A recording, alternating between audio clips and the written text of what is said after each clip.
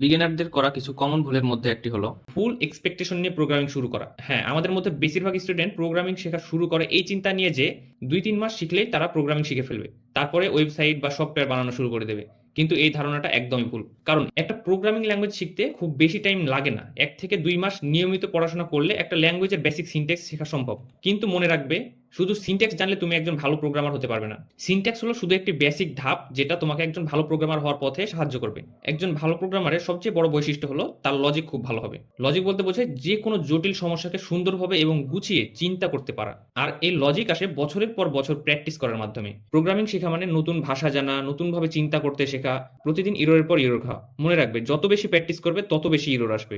আর এই ইররগুলো সলভ করলে তুমি নতুন কিছু শিখবে। আর এইভাবে প্রতিদিন শিখতে থাকাটাই নরমাল। আর এখানে যখন সবাই দেখে তারা যেরকম ভাবে প্রোগ্রামিংটাকে চিন্তা করে এসেছিল, আসলে প্রোগ্রামিংটা ওইরকম না, তখনই তারা ভেবে বসে এটা হয়তো তাদের জন্য না। আর তখনই তারা হাল ছেড়ে দেয়। তাই শুরুতেই তোমাকে মাথা থেকে এই ধারণাটা একদম বের করে ফেলতে হবে যে 2-3 মাসে প্রোগ্রামিং শিখে তুমি অনেক ভালো একজন প্রোগ্রামার হয়ে যাবে। শুরু থেকে তোমাকে লং টার্ম প্র্যাকটিস করার মেন্টালিটি সেট করতে হবে। তাহলে তুমি একজন ভালো প্রোগ্রামার হওয়ার স্বপ্নের দিকে এগোতে পারবে।